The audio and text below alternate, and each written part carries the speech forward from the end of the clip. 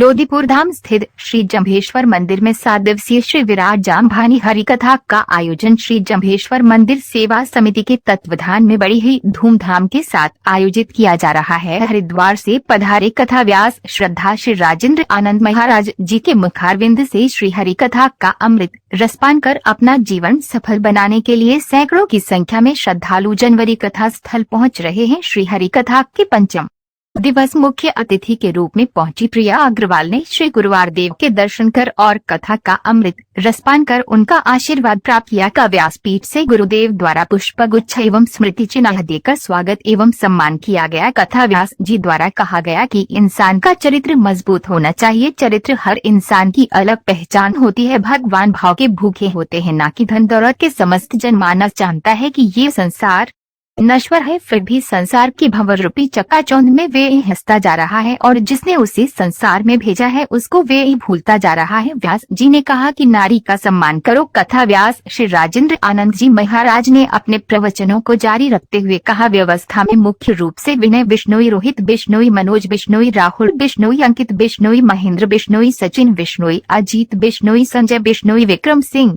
बिश्नोई, सुखबीर बिश्नोई, संजय बिश्नोई, हरि विष्णु आदि सहित अन्य धर्म प्रेमियों ने कार्यक्रम को पूर्ण रूप से सफल बनाने में अपना पूर्ण सहयोग दिया। मुखिया की पहचान है, एक अपने समाज में अपने घर का मुखिया है। बड़े बड़े लोग सभी पगड़ी बांधते हैं, और क्यों ना बांधे साहब। पहले कोई मान अपमान की बात होती थी तो पगड़ी उतारकर, साहब मेरी पगड़ी का सवाल है। पहले उत्तर प्रदेश में हम देखते थे, मेरे देखने में आज से 40 से 45 साल पहले आधे गांव के लोग टोपी लगाते थे। आज किसी के सिर पर टोपी नहीं है। कम से कम कथा में आओ और मंदिर में आओ और सर पर टोपी भी ना हो। मेले के दिन टोपी लगाओगे बस, बाकी नहीं। जब मंदिर में और आपके सबके श्वेत वस्त्र हैं और आपने पहनावा है तो सर पे टोपी तो होनी चाहिए। श्वेत वस्त्र हैं आप सबके, अच्छा लगता है। हम भी मंदिर में जाते हैं तो सब टोपी लगा, हम भी सर ढक के जाते हैं, सर पर पगड़ी रख के जाते हैं, अच्छा भी लगता है। तो ये बड़प्पन की पहचान है, समझदार व्यक्ति की पहचान है। और दूसरी बात कहूं, मोटरसाइकिल चलाओ रोड पर और हेलमेट ना बांधो, तो ये कोई कानून नहीं है कि कानून ही के दायरे में हेलमेट लगाओगे। ये तो आपकी सुविधा के लिए है, ये तो आपकी सुरक्षा के लिए है। कल एक व्यक्ति कल शाम को 8 बजे मोटरसाइकिल गिरी, उसमें 4 से 5 पलटे खाए, लेकिन सर से चूंकि हेलमेट बांधा हुआ था, बाल भागा नहीं हुआ, बिल्कुल ठीक रहा। हेलमेट नहीं होता तो बहुत मुश्किल काम था। कल रात्रि की बात है। तो हेलमेट तो हम सबके लिए होना चाहिए। तो ऐसे जोनर घोड़े चढ़े, पागने बांधे, ताकि करनी कौन विचारो। एक दूसरा भाव ये है कि अगर घोड़े पर चढ़े हो और उसको काठी नहीं बांधी है, उसको ठीक से रकाब नहीं लगाया है, ठीक से उसको लगाम नहीं संभाली है, तो वो कहीं ना कहीं आपको घोड़ा गिराएगा, आपको चोट लगेगी। इसका सीधा सा मतलब है, भक्ति करना सब चाहते हैं, लेकिन मन रूपी घोड़े को मर्यादा की पगड़ी बांधना बहुत कम लोग चाहते हैं। साहब करना सब चाहते हैं, सब नर नारी भक्ति करना चाहते हैं, लेकिन मन रूपी घोड़े को मर्यादा की लगाम, मर्यादा की काठी, मर्यादा की पगड़ी, कोई मर्यादा की टोपी लगाता है, अन्यथा बड़ा मुश्किल है। ताकि करनी कौन विचारू, फिर उस घुड़सवार के लिए अपनी शुभकामना कौन देगा। हाँ, सुचियारा हुई सी आय मिल सी करड़ा धोचक खार, जिसके पास सुचिता रही होगी, जो पवित्र रहा होगा, जिसका जीवन मर्यादित रहा होगा। जैसे तो गुरुजी 73वें शब्द में कहते हैं कि हरि कंकेड़ी और मंडप मेड़ी। उनकी तपस्या तो आप देखें, वो ये कह रहे हैं वही नहीं कहते हमारा आश्रम हरिद्वार में है, वही नहीं कहते कि हमारा हरिद्वार आश्रम वृंदावन में है, मथुरा में है, काशी में है, बनारस में है। ना ना, उनका परिचय तो देखो, हरि कंकेड़ी मंडप मेड़ी जहां हमारा वासा। ये जो कंकेड़ी का वृक्ष है हमारे खेजल्दी का वृक्ष है लोधीपुर धाम में। ये तो सारे धामों में ही खेजल्दी के वृक्ष हैं। और कहीं कहीं जाओ तो आप जाओ खेजल्दी गांव में, जहां 363 बिश्नोई शहीद हुए थे, वहां तो खेजल्दी का बाग है। मैं अभी गोड़ू बच्चू, बीकानेर जिले में 2 तहसील में गोड़ू और बज्जू, मैं अभी गोड़ू में पहले बज्जू ने कथा कही थी, अभी गोड़ू में दूसरी मेरी कथा थी, वहां से ही आ रहा हूं। और गोड़ू का मंदिर में उन्होंने खेजल्दी का बाग लगाया है। और बिलोना करते करते मां अमृता देवी आई, तुम कौन हो? तुम सब लोग नए नए दिखाई दे रहे हो, तुम हो कौन, कहां से आए हो और काम क्या है? उसने कहा मैं गिरधर राय मंत्री हूं, जोधपुर के राजा अभय सिंह का मंत्री हूं मैं, और जोधपुर अभय सिंह महाराज किला बनवा रहे हैं, उनको चूना पकाना है, उसके लिए हमें लकड़ चाहिए। और वो हमने सोचा कि सबसे बड़ा बाग, अगर लकड़ी सबसे अधिक मिलेगी, सबसे हरे भरे वृक्ष हैं तो खेजल्दी में है, जहां जहां बिश्नोई समाज निवास करता है, तो हम खेजल्दी के वृक्षों को काटने के लिए आए हैं। उन्होंने कहा रे, इनको माइट की तरह हम पालते हैं, इनको माता पिता की तरह, भाई बंधु की तरह इन वृक्षों की रक्षा करते हैं। और सच में रे भाई बहनों, इन 2 साल में वृक्षों का क्या महत्व है ये भली भांति लोग समझ चुके हैं। इन 2 सालों में आपने देखा, बीते 2 सालों में कितनी भयंकर महामारी कोरोना काल आया, और महाराज ऑक्सीजन गैस का सिलेंडर हजारों रुपए में हाथ नहीं आया। लोग तड़प रहे थे ऑक्सीजन मिल जाए, हमारे प्राण बच जाएं। आप जानते हो एक हरा वृक्ष हजारों लोगों को ऑक्सीजन देता है, ये कितनी बड़ी रक्षा हमारी करता है। जब लोग जानते नहीं थे, लोगों को पता भी नहीं था, तब उस समय गुरुदेव ने जाकर रोटू गांव में 3700 वृक्ष आज तक खोज रहे हैं लोग कि वो इतनी पौध उस समय कहां से आई थी, किन लोगों ने वो गड्ढे खोदे थे, किन लोगों ने उनका पौधारोपण किया था। लेकिन गुरुदेव ने एक ही रात में इतना बड़ा बाग लगा दिया था। तब कोई हरे वृक्ष लगाने की बात भी नहीं करता था, किसी को ये अंदाजा भी नहीं होगा कि पर्यावरण की स्थिति ऐसी भयावह हो जाएगी, ये कोई जान प्रदूषण इतना बढ़ जाएगा, ये किसी को ज्ञान, किसी को बोध नहीं था। और सच पूछो तो ये वृक्ष हमारे लिए एक वरदान सिद्ध हो जाएंगे। मारवाड़ में जाके देखो, आपको पता नहीं चलेगा गांव कहां है, इतने वृक्ष हैं। और यूपी के इधर के लोग वृक्षों का कटान शुरू कर रहे हैं, परिणाम देख रहे हो, तुम्हारे यहाँ सूखा काल पड़ने लगा और वहां बरसात इतनी होने लगी, क्योंकि हम वृक्षों के शत्रु बन गए हैं। सारा व्यापार वृक्षों से करना चाहते हैं। ये तुम्हारा प्राण है, आओ मिलकर वृक्ष लगाएं। अपने बच्चों की कोई जन्म वर्षगांठ हो, आओ उस दिन कोई महाराज जी पंडित जी हवन करने को ना मिले तो स्नान ध्यान करा के अपने बच्चों को, गौ माँ को हरा चारा, गुड़ या कोई शक्कर या कोई मिष्ठान देकर गौ माँ की परिक्रमा करके अपने बच्चों से उनके जन्मदिन पर हरा वृक्ष लगाएं, ताकि हमारी धरती हरी भरी हो सके।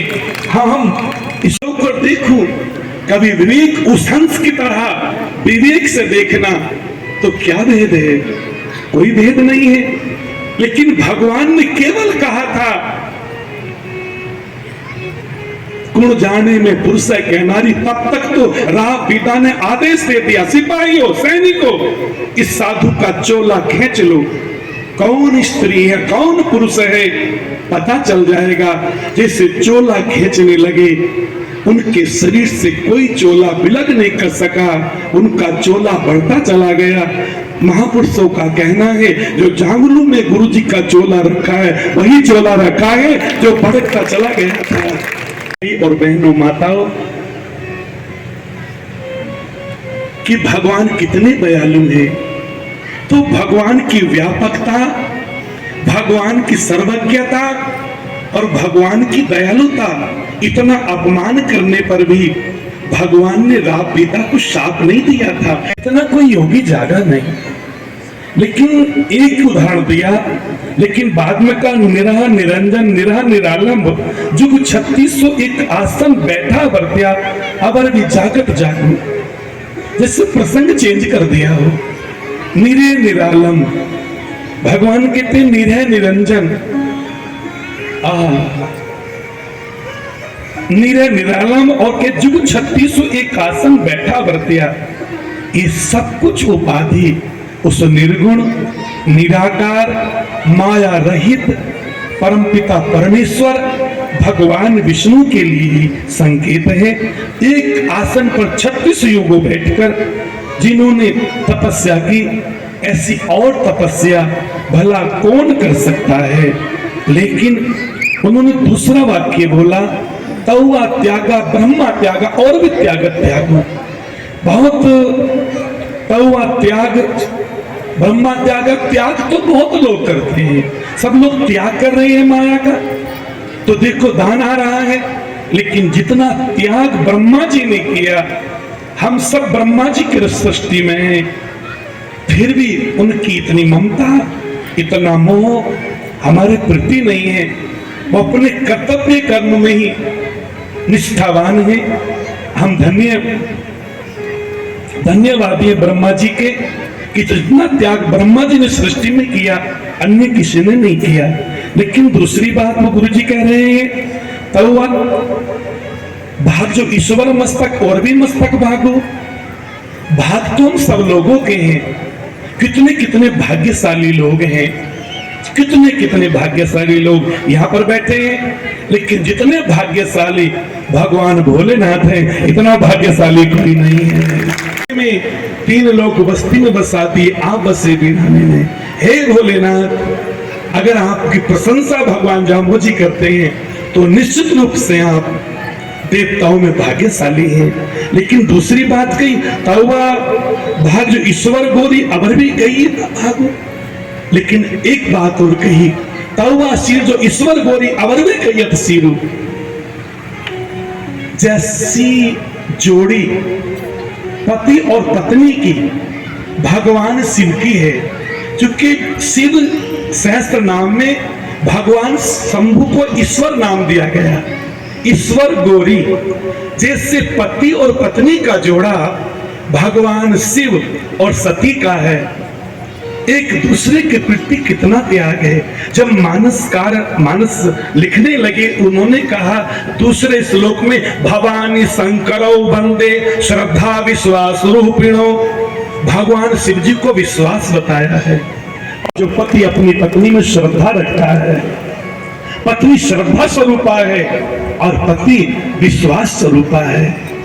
अगर पत्नी को पति में विश्वास नहीं तो गृहस्थी डगमगा जाएगी, और पति को अपनी पत्नी में श्रद्धा नहीं है, भटकाव है उसके अंदर, तो उसकी गृहस्थी चल नहीं पाएगी, डामाडोल हो जाएगी। और जहां ऐसा श्रद्धा विश्वास हो, वहीं गणेश जैसे और महाराज कार्तिकेय जैसे पुत्रों का जन्म होता है। एकता है। वहां शिव जी के साथ नांदिया खड़ा है, मां के साथ सिंह खड़ा है। जहां शत्रु जन्म जन्म का शत्रु जात बैर भाव है, वहां कितने प्यार से सिंह और शेर रहते, माने सिंह और बैल रहते हैं। जहां मोर और सर्प का कितना बैर है, एक साथ खेलते हैं। जहां जहां भगवान शिव जी जैसे और सती जैसे होंगे, वहां पैर भाव भी हो तो प्रेम में बदल जाया करता है। इसलिए भगवान ने कहा आप भी अपने परिवार को, ये तो एक संकेत है, एक उदाहरण दिया है। इन कथाओं को सुनाने का और कोई कारण नहीं होता, कोई कारण नहीं है, एक ही कारण है, ताकि आप इस उदाहरण से, इस उदाहरण को अपने जीवन में उतार कर अपनी गृहस्थी में उसका उपयोग कर सकें और आपका जीवन धन्यता से भर सके। भगवान ने फिर कहा ताऊ आप वीर जो राम लक्ष्मण अबर भी कहियत वीरू। अरे भैया जाम्बू जी क्या कह रही है? तब आप वीर जो राम लक्ष्मण, क्या भरत भाई नहीं थे? क्या शत्रुघ्न भाई नहीं थे? उनको क्यों नहीं कहा? फिर लक्ष्मण को क्यों कहा? आपको छोटी सी बात बताऊं, जब भगवान शिव जी समुद्र के इस पार थे, अभी सेतु नहीं बना था, तो भीमक्षण जी पास में आए तो धीरे से जावावंत जी और सुग्रीव जी ने आकर राम जी से कहा प्रभु शत्रु का भाई आया है, दशानन का भाई आया है हमारा भेद लेने के लिए। भगवान मुस्कुराए, बोले प्रभु मुस्कुरा रहे हो, वो दशानन का छोटा भाई है।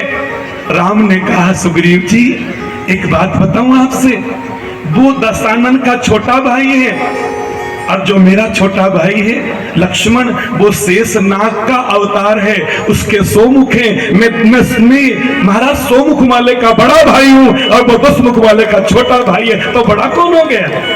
अरे मैं तो 100 मुख वाले का शेष नाग का बड़ा भाई हूं और मैं तो आदि नारायण हूं। अगर हमारा भेद उसने पा भी लिया तो सुग्रीव जी ये युद्ध रुक सकता है, कोई चिंता नहीं है। मां सीता ने कहा था एक बार प्रभु राम से, प्रभु जब तक लक्ष्मण हमारे साथ है ना, हमें कोई भय नहीं। और एक बात कहना चाहता हूं, साइड में जाओ थोड़ा।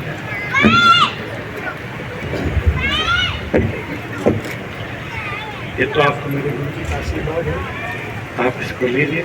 मेरा बहन जी आगे आ जाइए और हमारे लीजिए, मेरे बहन जी सम्मान कीजिए। एक बार कप ध्वनि से स्वागत हो जाए। धन्यवाद है, आज मैं और समाज की ओर से आप दोनों की जोड़ी जुग जुग जिए, ऐसे ही समाज सेवा में आप तत्पर रहे। चाहता है जो नर घोड़े चढ़े और पाग न बांधे और पगड़ी बांधता नहीं है, वैसे के सामने एक धर्मशाला बनाने की बात थी, जिनके 3 दिन के आह्वान पर तकरीबन 200 करोड़ रुपए इकट्ठे हो गए